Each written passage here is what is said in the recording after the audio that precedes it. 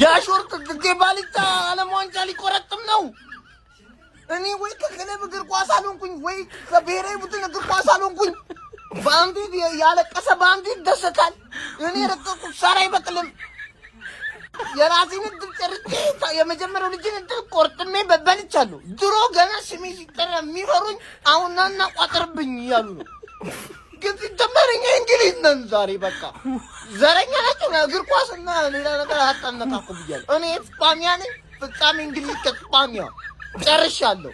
የዛሬ ሌሊት ጨዋታ ያለው ትርጉም እንዳይመስላችሁ። እዚህ ያሉት ሰዎች አብዛኛው የሜሲ ደጋፊና ከዛ በኋላ ከሮናልዶ ከዛ በኋላ ፍራንስ ምናምን እያለ ርዝራሽ ፕላን ሲ የመጣብን ሰው ነው። ቅድም እንዳስጠነቀቋችሁ በተቻላችሁ መጠን አትምጡብኝ እባካችሁን። እኔ ሲጀመር ጀምሮ እንግሊዝ ብያለሁ ማለት ብቻዬን ስራውን ሰርቼ ማለት ነው ሀያሉን የሜሲን አርሚ አቁሜ አሳያለሁ ማለት ነው። አርሚ ስል ደግሞ ማለት ነው ትክክለኛው ሌላው ዓለም ላይ እንግሊዛዊና አርጀንቲናዊ ያላቸው ቢፍ እንዳይመስልህ ነው ማለት። የመጨረሻ ጊዜ ሁለቱም ግልጽ የሆነ ጦርነት ውስጥ የገቡት ከእርስ በርስ ጋር ነው። ገባ ፎልክላንድ አይላንድ የምትባል አይላንድ አለች ከአርጀንቲና ወጣ ብላ ማለት የእንግሊዝ ግዛት ናት። ከዛ የሆነ ሰዓት ላይ እንግዲህ አርጀንቲና መረራትና ወታደሮች ላከች፣ ተከሻከሹ፣ እንግሊዝ አሸነፈች እና አሁንም ይሄ ደሴት በእንግሊዝ እጅ ነው ያለው ማለት። ኢማጂን አርጀንቲና አጠገብ ያለ አይላንድ እንግሊዝ ነው። እንግሊዞች እኮ ገባር ላይ ቀኝ ግዛት እግር ኳስ ደግሞ ዛሬ ቀኝ ግዛት ትደረጋለች ነው አርጀንቲና ነው ማለት ገባር ላይ እንደ ፎክላንድ አይላንድ ጦርነት ነው የሚከሻከሹት። ቴቬዝ ያ ሁሉ ዓመት እንግሊዝ ሲጮት ትዝ ይላችኋል። እንግሊዘኛ አይችልም ስለማይችል ሳይሆን መቻል ስለማይፈልግ ማለት ለምን የጠላቴን ቋንቋ ማወራ I'm here to get my money and go አይነት ቢፍ ነው ያላቸው ማለት እና ገባር ላይ ከፖርቹጋል እና ከፈረንሳይ የመጣችሁ ፕላንሲ ምናምን ሰዎች እንዳትመጡብኝ It's coming home አረ ምንድነው ዛሬ ሰዓቱ አልገፋለ ሰዓቱ አልደርሳለ ንጉሱን ልናይ ሜሲን ልናይ ለማንኛውም ማለት ነው ዛሬም እጅግ በጣም ውብ ጨዋታ ነው የምንመለከተው አርጀንቲናን ከእንግሊዝ የሚያገናኘው ጨዋታ ምሽት 4 ሰዓት ይካሄዳል ማለት ነው አሩባ አናሆባ ጃሉሪያ ሶኮምባ ጉንፋን አልፋታለኝ ማለት ነው አረ አራዳ ልጆች ተዳከምኩባችሁ ጃኮ አንዲ ነች ሌስ ፋሽን ይላከል ሌስ ፋሽን ማለት ይመጣላችሁ አንዲ ብሎ ሌንጮ ነኝ ዛሬ ደግሞ የእንትን ጃኬትን አሰራርና ያለ ያራዳ ልጅ ቴንክ ዩ በሉልኝ ዛሬ አርጀንቲና ኢንግላንድን ትገጥማለች እኔ ደግሞ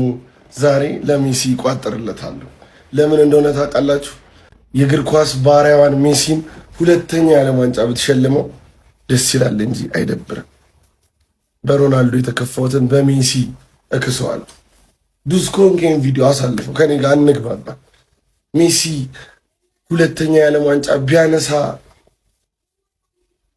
እኔ አይደብረኝ እጥያም እንዳትሆኑ እጥያም ሜንታሊቲ ሊኖራችሁ አይገባም ጃሉሪያ አናሆባ የሆነ ነገር ሶኮምባ ጀማው ዝም ብዬ ሳስበው ፋይናሉ እንዲህ የሚሆን እየመሰለኝ ነው የምሬን በቃ እንደዚህ ነገር የሚሆን እየመሰለኝ ነው ለማንኛውም ዛሬ ወሳኙ ጨዋታ ይደረጋል እንግሊዝ ከአርጀንቲና የሚያደርጉት ጨዋታ አለ ጀማው ለማን ነው የምትቋጥረው ላላችሁ ምን አገባችሁ ምንም አያገባችሁ እኔ በቃኝ እንደውም ቋጥሮ በቅቶኛል የምሬን ነው ነፃ ሆኜ ኳስ ማየት ነው የምፈልገው ነፃ ሆኜ አያለው ያሸነፈ ምን አገባኝ እኔ የኔ ቡድን ፍራንስ ነበረ ተለጥፎ ወጥቷል እኔ እኮ አንተ አርሰናል ብሔራዊ ቡድን እኮ ይመስለኝ ፈረንሳይ ነበር ሄነሪ ፓትሪክ ፌራሮ ፔሬዝ ምናምን አይቼ ከልቤ የምደግፈው ቡድን ነበር ፍራንስ ትናንት ሲለጠፍ አይቼ ተስፋ ቆረጥኩ ስለሆነ እኔ ከዚህ በኋላ ኒውትራል ያሸነፈ ብቃት ያለው ቡድን አሸንፎ ዋንጫውን ይብለው እዚህ ግርግር ውስጥ እኔ አልገባም ከዚህ በኋላ አበቅቶኛል አይኑ በእንግሊዝ በኩል እነሳካ ዲክለሬሽን አሉ እኮ ግን እኔ በቃኛ እኔ ስለበቃኝ እኮ ነው በቃኝ እኔ ለማንም አልቋጠርም ፈታ ብዬ ኳሱ ነው ያለው ፈታ ያለ መረጃ ለእናንተ አቀርባለሁ ዛሬ ማን ያሸንፋል ብላችሁ ትገምታላችሁ ያው አክቲቪስት ልክ አይደለም ለእንትና መቋጠር አለብህ የምትሉት ነገር ካለ ከነ ምክንያታችሁ ጋር አስቀምጡልኝ አክሰፕት አደርጋለሁ ኮሜንት ሴክሽን ላይ ከዛ አብረዳችሁ መቋጠር ይሆናል ግን እኔ ቋጠሮ በቅቶኛል ማን የፍራንስ ስትለጠፍ በቃኝ ሰላም ዋሉ ቲም አርጀንቲና ዛሬ ማንንም አንሰማም አባቴ ማንንም አንሰማም ሄለን እየዞርን እንደግፈው ቲም በሙሉ ይሸነፍላል ዛሬ አዲስ የቋጠሮ ስትራቴጂ የአርጀንቲና ማሊያ ለብሼ ቀጥታ አርጀንቲና እንደግፋለሁ ማለት ነው ሜሲ ጎል ያስቆጥራል እንግሊዝ ትለጠለጣለች አርጀንቲና ለሁለተኛ ተከታታይ ጊዜ ይሄን ዓለም ዋንጫ ታነሳለች በታሪኳም ለአራተኛ ጊዜ ታነሳለች ምንም አይነት ጥያቄ የለውም ማለት ነው ከርሱን ላነሳው መጥቻለሁ አርጀንቲና ባኦ ቫሞስ። ዛሬ መተኛት የለም። ሊዮኔል ሜሲ ከሃሪኬን፣ ሊዮኔል ሜሲ ከሃሪኬን ብቻ ሳይሆን ሊዮኔል ሜሲ ከቤሊንግሃም የሚለውንም እንዳትረሱት። እጅግ በጣም ልዩነት ፈጣሪ ተጫዋች ስለሆነ ማለት ነው። አርጀንቲና ዛሬ ማለት ነው ልክ እንዳስለመዳት እንደለመደችው የዚህ ንጉስ ምታታዊ ግራግር ዛሬም ያስፈልጋታል። ያለዚህ ንጉስ ምታታዊ ግራግር እዚህ አደርስም ነበር። አርጀንቲና በደንብ አድርጎ ጥገኛ ነች ሊዮኔል ሜሲ ላይ ማለት ነው። ያው አርጀንቲና ብቻ አይደለም የትኛውም ክለብ የሜሲ ጥገኛ ነው። ሃሪኬ ልዩነት ፈጣሪ ተጫዋች ነው። አርጀንቲና ዛሬ ለማሸነፍ መሃል ሜዳውን በጣም ዶሚኔት ማድረግ አለባት እና የምታገኘውን የግብ ዕድል መጠቀም መቻል አለባት። አለበለዛ ግን አርጀንቲና ላይ ራሱ ጥያቄ አለኝ። በተለይ መሃል ሜዳ ላይ ክሬቲቪቲ ራሱ አሲት እያደረገ ራሱ እያገባ በዚህ ንጉስ ነው ያለችው። ስለዚህ መሃል ላይ በጣም ልታስብበት ይገባል። ከመከላከል ወደ ማጥቃት ከማጥቃት ወደ መከላከል ያለውን ትራንዚሽን ምናምን ባላንስ የሚያደርጉ ስሩ ፓስ የሚያደርጉ ኪ ፓሶችን በደንብ በፍጥነት ወደፊት ይህን ሁሉ ስራ የሚሰራው ንጉሱ ሊዮኔል ሜሲ ነው። ሃሪኬንን በተመለከተ እጅግ በጣም የትልቅ ጨዋታ ተጫዋች ነው። ለዚህ ከምንም ከየትኛውም አንግል ግብ ሊያስቆጥር ይችላል። የአየር ኳስም ይሁን ከፔናልቲ ቦክስ ውጭንም ፔናልቲም ካገኘ ማለት ቤሊንግሃምም እንዳለ አትርሱት። ስለዚህ እንግሊዝ ዛሬ ለአርጀንቲና ከባድ ፈተና ልትሆን ትችላለች። መሃል ሜዳዋ ከአርጀንቲና ይሻላል የእንግሊዝ። ይሄ የደርቲውንም ስራ የሚሰሩ ተጫዋቾች አሏት እንግሊዝ። በክሬቲቪቲውም ረገድ የሆነ ተጫዋች ዲፔንድ አይደለች። ቤሊንግሃም እንደምታውቁት ያን ያክል ክሬቲቪቲ ተጫዋች ምናምን ባይሆንም ግን ግብ የሚያስቆጥር የሚታገል የሚለፋ ተጫዋች። ስለዚህ መሃል ሜዳ ላይ ዶሚኔት ያደረገ ቡድን ዛሬ ወደ ቀጣይ ዙር ያልፋል ብዬ አስባለሁ። ከዚህ ምትሃታዊ ሰው ጋር ግን መጋጠም ከባድ። ለማንኛውም ዓለም ዋንጫን በተመለከተ ምንም ነገር ሳያመልጣችሁ እዚህ ምዕራፍ ላይ ደርሰናል። አሁንም የቀረን የፍጻሜ ጨዋታ ነው፣ እሱም አያመልጣችሁ ማለት ነው። አርጀንቲና ከኢንግላንድ ታሪካዊ ጨዋታ ዛሬ ልናይ ነው። አርጀንቲና ይሄንን ጨዋታ ለማሸነፍ ምን ማድረግ አለባት የሚለውን ሰፋ አርገን ስለ እግር ኳስ እናወራለን። የእናንተንም ሐሳብ ኮሜንት ላይ ምን የሚፈጠር ይመስላችኋል እናወራበት። እስቲ ኮፒ ሊንክ ሪፖስት ሼር ግን በደንብ ይረገጥለት ማለት ነው። እንዲሁ በግርድፉ ካየነው እንዳመጣጣቸው ስኳዱን ምናምን ካየነው እንግሊዝ የተሻለ የማለፍ እድል አላት ብዬ አምናለሁ። ሉዊስ ስካሎኒ ግን በቃ ታክቲካሊ በደንብ የእንግሊዝ ድክመት ይሄ ደካማ ጎንና ጠንካራ ጎንን አበጥሮ አይቶ መጠቀም ከቻለ እንደነ ሉዊስ ዴሌፉዌንቴ በእርግጠኝነት አርጀንቲና ማሸነፍ ትችላለች። ያን ነገር ግን ማድረግ ይችላል ወይ የሚለው እኔ ጥርጣሬ አለኝ። ሉዊስ ዴሌፉዌንቴ ላይ እኔ አፌን ሞልቼ ነው ገና ሳይጀመር ፋይናል እንደምትደርስ ወይ ደግሞ እንደምታሸንፍ የተናገርኩት። ሉዊስ ስካሎኒ ላይ ግን እስካሁን ባየሁት ክፍተቶችን እያየሁበት ነው። ዛሬ አስተካክሎ ይመጣል ወይ? ምንድነው ማስተካከል ያለበት? አንደኛ የመዲና ጉዳት በጣም አሳሳቢ ነው። ሌፍት ዊንግ ላይ እነ ማዱዊኬና ሳካን በታግላፊኮ አርጀንቲና ማቆም ትችላለች ብዬ አላምንም። ይከብዳታል። እሱ በጉዳት መመለስ አለበት። ሁለተኛው ደግሞ አለማዳ በዛው ቦታ እንደ ድሮ 4 ሚድፊልዶችን አጫውታለሁ ከዛ በሜሲ ብቻ አጠቃለሁ። ከባድ ነው። ሴንትራሌ ፓራዴዝ፣ ዲፖል፣ ኢንዞና በማካልስተር 4 ሚድፊልዱን ዘግቼ በአልቫሬዝ እና በሜሲ ሴንትራሌ አጠቃለሁ። ከባድ ነው። ምክንያቱም የኢንግላንድ ጠንካራ ጎን ሴንተሯ ነው።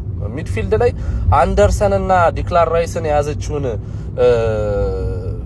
እንግሊዝን በሜሲ ከባድ ነው። ፊዚካሊ ሜሲ በጣም የሚገርም ተጫዋች ስለሆነ ነው እንጂ ፊዚካሊ 10 ቁጥር ላይ ብዙ ኳሶችን ሲቀማ ቡሊ ሲደረግ እያየን ነውና ይሄ ልክ ነው ብዬ አላምንም።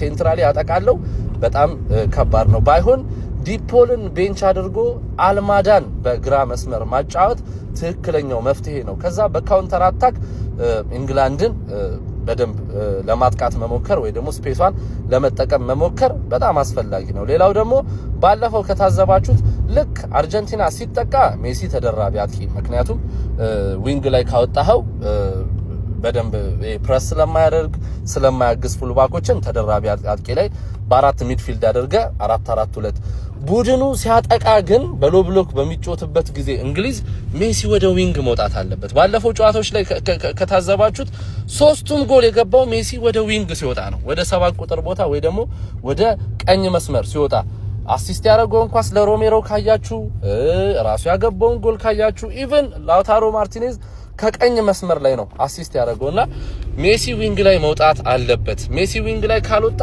ቻንሶችን ማንንም አይፈጥርም። ሜሲ ጎሎችን ማስቆጠር አለበት። ወደ ዊንግ ከወጣ ግን ለራሱም ቻንስ ይፈጥራል፣ ለቡድኑም በክሮሶች ወደና አልማዳ በሚደረጉ ጨዋታ ግልበጣዎች ወደ ሜዳ ወደ ቦክስ ውስጥ በሚጣሉ ኳሶች ሜሲ ብዙ እድሎችን ከዊንግ ላይ መፍጠር ይችላል ብያምናለሁና እነዚህን ሶስት ነገሮች መዲና ከተመለሰ ከጉዳት አልማዳ ወደ ቋሚ የሚመጣ ከሆነ ሜሲ ደግሞ ቡድኑ ሲጠቃ 10 ቁጥር ሲያጠቃ ደግሞ በቀኝ መስመር ላይ የሚጀምር ከሆነ አርጀንቲና አሸንፋ መውጣት ትችላለች ብያምናለሁ።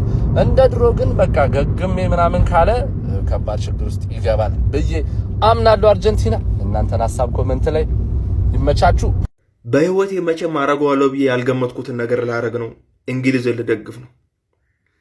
መቼም ቢሆን ካፌ ይወጣል ብዬ ያልገመትኩት ቃል መቼም ቢሆን ለነዚህ ሰዎች ያለኝን ጥላቻ ታውቃላችሁ። ግን ምንም ማድረግ አይቻልም። በጦርነት ሰዓት ላይ በቃ ማድረግ የማፈልገው ነገር ታደርጋለህ። በዚህ ዓለም ዋንጫ ላይ ያልደገፍኩት ቲም የለም። በአርጀንቲና ምክንያት ያልደገፍኩት ሀገር ያልዞርኩት ሀገር የለም። የማንቸስተር ደጋፊዎች ስሜታቸውን ተረዳሁት። ይሄን አሞት ሙሉ ቲም እየቀያየሩ እኛ ላይ ሲቆዙ ተረዳሁት። ስሜታቸውን ወደው አልነበረም። በማረገው ነገር እኮራበታለሁ አልኮራበትም፣ መቼም አልኮራበትም። ግን እንደው ለእንግሊዝ ያለኝን ጥላቻን ታውቃላችሁ። ለነሱ ካለኝ ጥላቻ አንጻር ነው አርጀንቲና ነው መደገፍ ያለብኝ። ግን ሜሲ ይሄን ጨዋታ አለፈ ማለት እኔ ከቤት ራሱ የሚያስወጡኝ አይመስለኝም። አንዳንድ ጀለሶች አሉ። ወሬውን አልችለውም እባካችሁ። ፊፋ አርፎ እኛንም ከሚያደክመን ዋንጫውን እዚህ ጨዋታ ላይ ቢያመጣ ይሻላል። ምክንያቱም ከሁለት አንዱ ነው ዋንጫውን የሚበለው። ዛሬውን ጨዋታ አሸንፈ ነው የሚበለው። ስፔን እኔን አሸውደኝም፣ ፈረንሳይን ስለጣለች እኔን አሸውደኝም። ዋንጫው መቼም አበለው 100% እርግጠኛ ነኝ። አንደኛቸውን ዋንጫውን እዚህ ያምጡትና ጊዜ በቃ ከምናባከን ለአንደኛቸው ይስጧቸው። ሐቁን ነው መነግራችሁ። ለመጀመሪያ ጊዜ በዓለም ዋንጫ ታሪክ ሶስቱም ቲሞች ዋንጫው እንዲበሉ አልፈልግም። ስፔንም እንግሊዝም በቃ አርጀንቲና ሶስቱም እንዲበሉት አልፈልግም። ወይ ትራምፕ ልቀቀው ኒኩለሩን የሆነ ነገር አር ያው ምንም ማድረግ አይቻልም። ግን አርጀንቲና እንግሊዝንም ሰጣ አርግታ ካለፈቻት ጫካ መግባት ነው እንግዲህ። በቃ ጫካ ገብቼ ቤቴን በቃ ገንብቼ እዛ ኑሮ መመስረት ነው እንጂ ሌላ ምንም ተስፋ የለም ከዚህ በኋላ። ሄና ዛሬ ከአርጀንቲና ከፊፋ እንዲሁም ከኢንግላንድ ምን እንጠብቅ? ቆንጂዬና መልከ መልካም የሆነ ጥያቄ ነው። ከሶስቱም ምን መጠበቅ እንዳለብን እኔ በዚህ ቪዲዮ ጠቅ አደርግላለሁ። አንተም ሼር፣ ኮፒ ሊንክ፣ ሪፖስት እያደረግ ትጠብቀኛለህ ማለት። ከኢንግላንድ ስንጀምር ኢንግላንድ በዚህ ውድድር ምናልባትም እንደ ፍራንስ፣ እንደ ስፔን፣ እንደ ብራዚል አይነት ስም ያላቸውን ቡድኖች አታገኝ እንጂ በጣም አደገኛ በዚህ ውድድር በጣም ጥሩ ሲሄዱ የነበሩ ቆንጂዬ ቡድኖችን አግኝታለች። ልክ እንደ ኖርዌይ እንዲሁም ደግሞ እንደ ሜክሲኮ አይነት አደገኛ ቡድን። ሜክሲኮ ከመጀመሪያዋ እስከ መጨረሻዋ እስከ መውደቂዋ ሰዓት ድረስ በጣም አደገኛ የማጥቃት ቲም፣ ፈጣን የሆነ የማጥቃት ቲም፣ በዛው ልክ ደግሞ ጠጣር የሆነ የመከላከል ቲም ነው የነበር።